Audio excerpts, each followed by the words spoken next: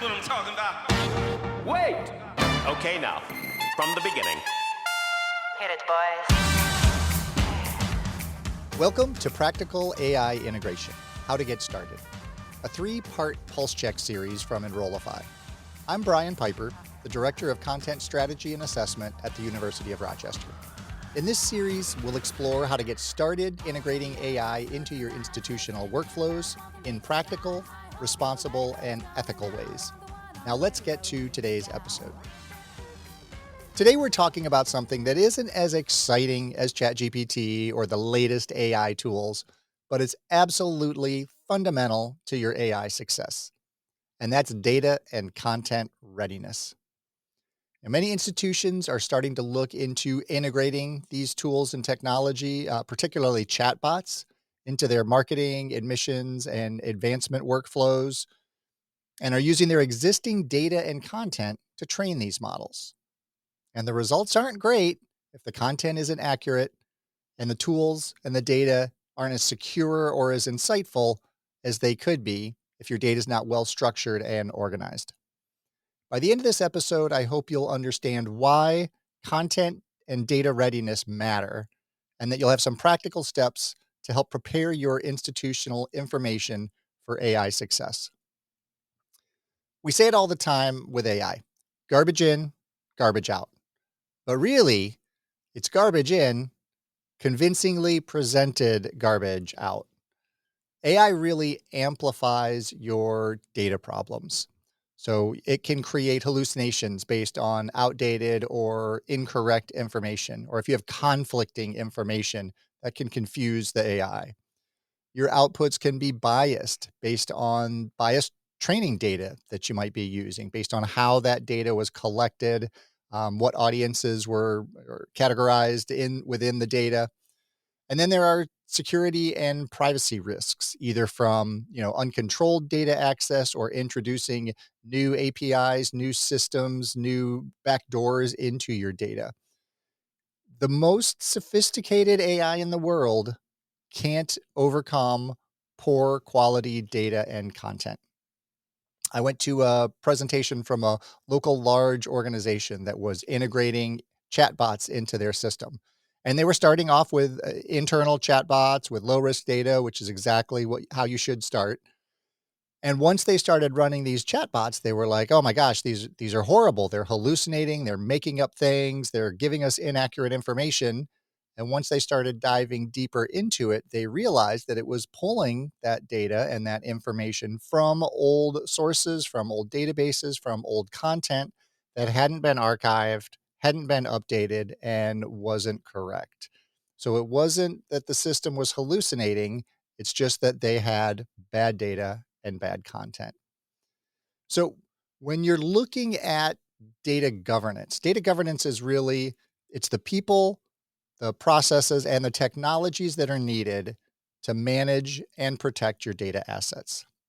So for higher ed institutions, when you're talking about data governance, you're really talking about establishing a whole bunch of different criteria. So criteria around data ownership and stewardship. Who is responsible for updating the data? Who is making sure that the data is accurate and properly connected to other sources?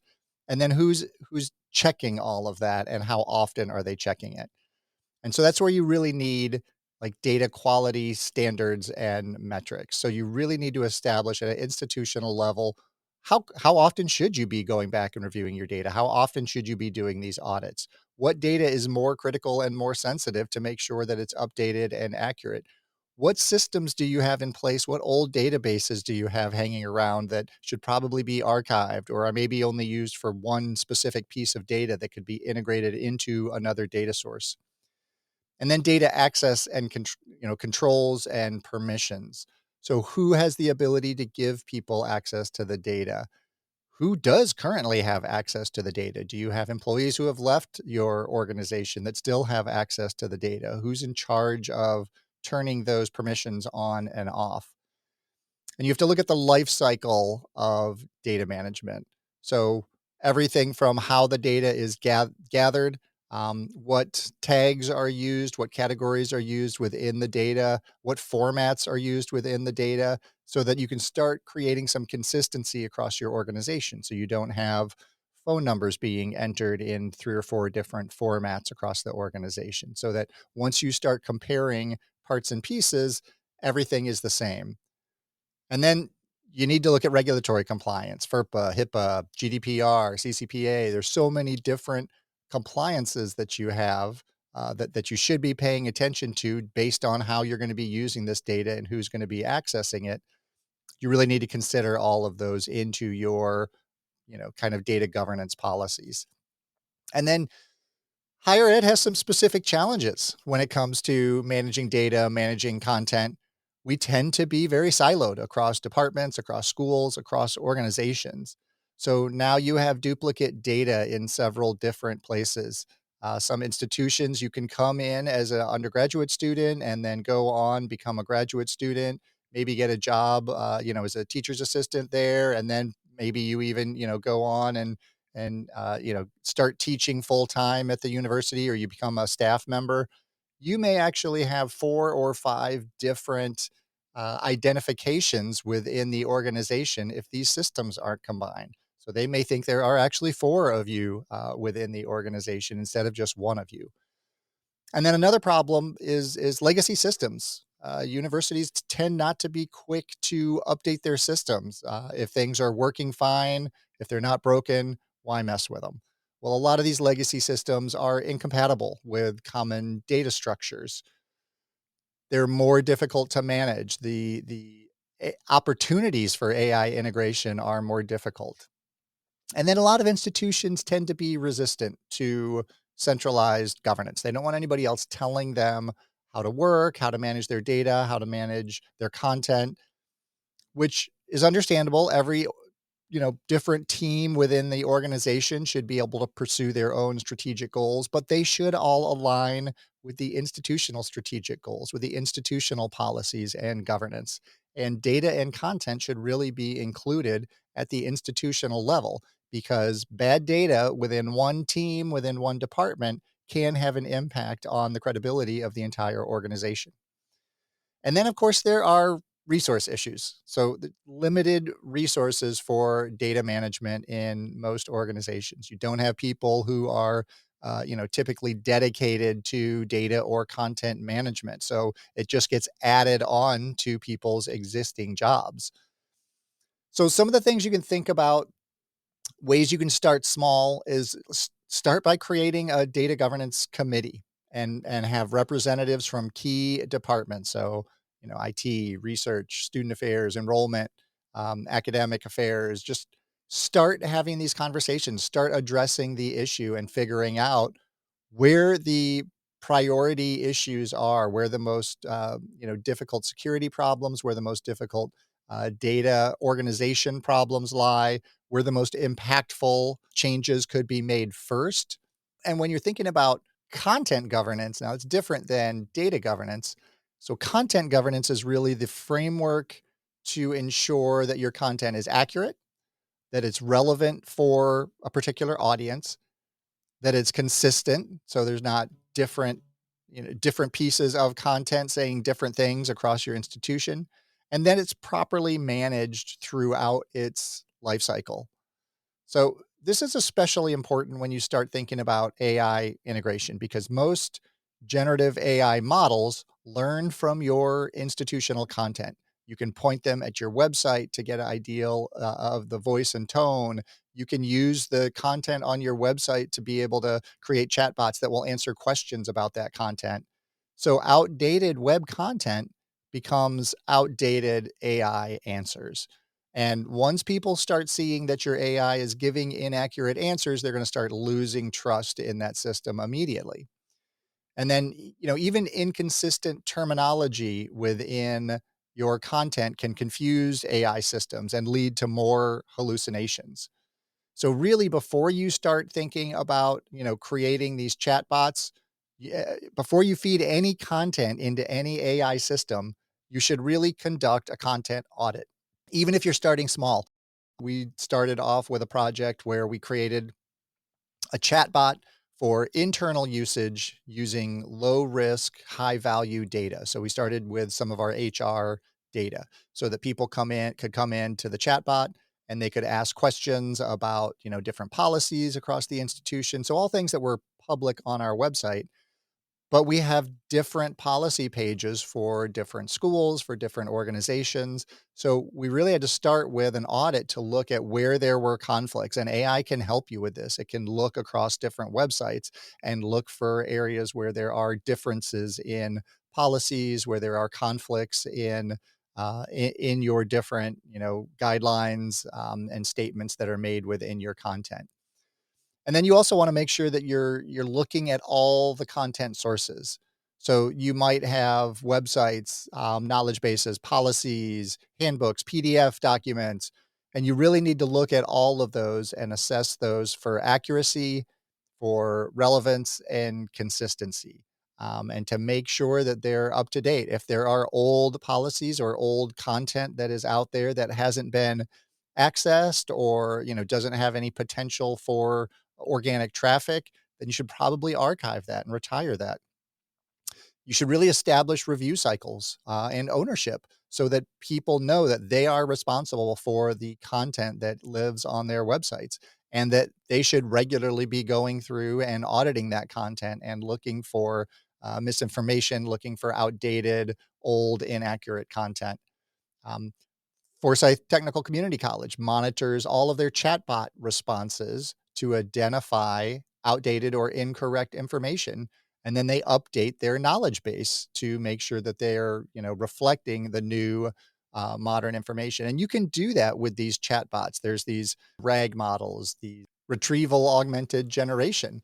Look at starting with quick wins. Start with your highest traffic web pages, your most referenced policies, audit those, update those before connecting them to any AI system.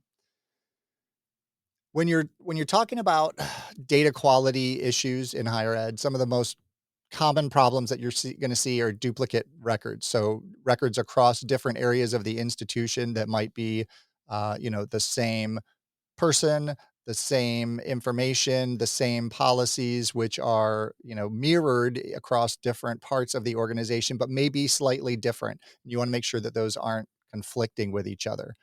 Inconsistent formatting is a huge issue. Like even when you're doing UTM codes on a marketing campaign, if one group is putting an extra underscore in the campaign name, that's going to split that out and it's going to look like two different campaigns. And then you're going to have to manually or, within a filter, you're going to have to aggregate that data together. If you even notice it, if you even find that. You may find missing fields, so information that's not being collected that should be collected. So everyone that's doing, an admissions process across the institution should be collecting the same data from potential students so that when we're looking for that information for triggering an AI on trying to, personalize the content, all that information exists in all of those different areas. And of course, outdated information is huge. Being able to look through your data and figure out, was this data collected 5 years ago? Is it still pertinent? Is it still relevant? Is it still accurate? And there's so many errors from manual entry, especially when it comes to tagging or categorizing content data, because because people are manually going in and entering. They might do uppercase, they might do lowercase, they might break it into two words, they might refer to something in different ways. So if you have different members of your team entering data manually, you can end up with all sorts of scattered and fragmented data. When it comes to cleaning your data, the first thing that you really need to do is, after you do your audit, you need to set data quality standards so that everyone knows what they should be focused on when they're, bringing those data systems together. There are great tools out there to help identify anomalies in data organization, in data consistency, and then you should establish validation rules. So how are you going to validate the data? How are you going to make sure that you clean it? You need data cleaning workflows. You need to establish those. And then you have to document the changes for transparency so that people in the future can come back and see what you did and what you changed and understand why you changed it. So a lot of times this is difficult for organizations to do. They don't have the resources, they don't have the expertise in these areas. There are lots of third-party vendors that you can bring in to help you clean up your data. Lots of different tools that you can use that are very helpful for this.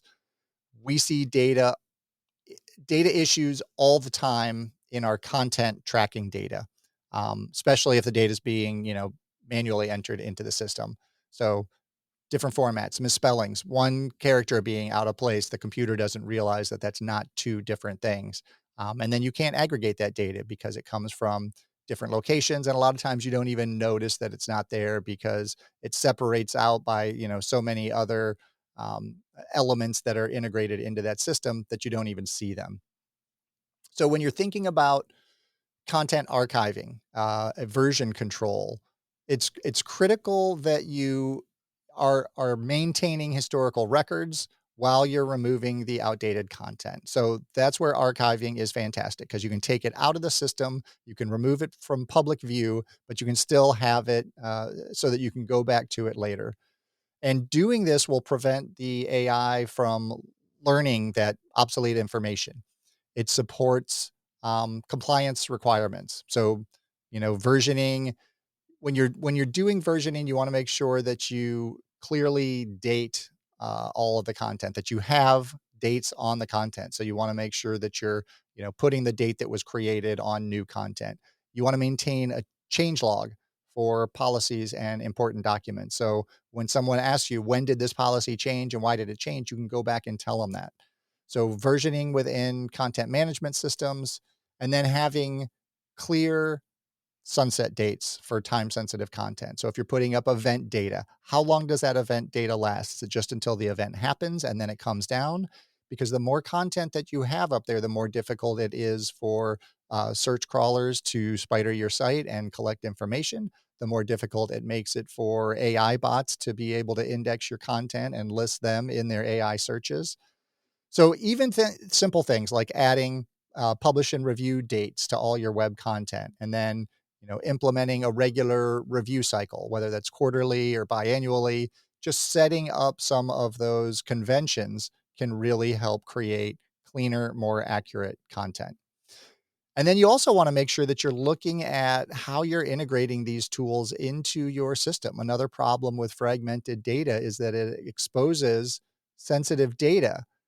So you can do that through model training. So if you're if you're connecting one of these models to your sensitive data, it might accidentally, inadvertently share that confidential information with their tool. So you have to understand how the tool works, especially, third-party AI systems that you're connecting with your institutional data. You have to have a clear understanding of how that data is going to be stored, how it's going to be accessed, and how it's going to be returned from the system.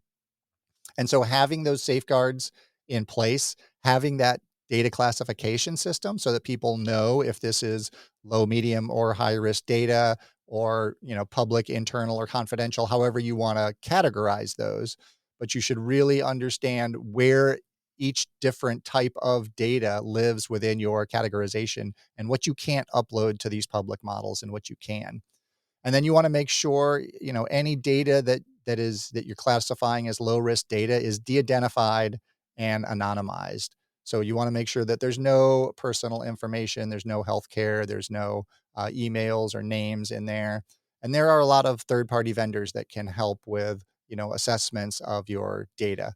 And then really you need to train your staff on the security risks. You need to make sure that they understand what can and can't be used with different AI tools, what opportunities there are for risks, whether it's hallucinations or lots of different ways that your data and your content can cause problems once you start integrating AI. So, really, starting small with high value data sets, like ideally for an internal audience, is a great way to start because then you can measure, you can document, you can look at what's working and what's not. You can quickly identify incorrect information without about it being part of your public facing content that you're putting out there. So There are data governance frameworks that you can use. There are content audit templates, self-assessment tools, all sorts of different resources that you can use to help with data and content governance. You just have to start thinking about them. So AI implementation is exciting, but the unsexy work of data and content preparation can be huge factors in determining the long-term success of your integration. So start with a simple assessment of your current state and really, next time you think about this or hear about this exciting new AI tool, ask yourself if your data and content is ready for this. As always, reach out with ways you're using AI in your personal and professional life. Blue skies, and keep creating.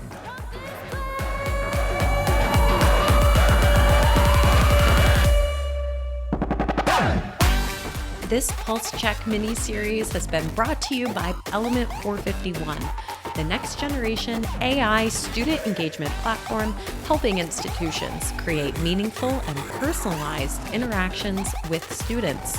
Learn more at element451.com.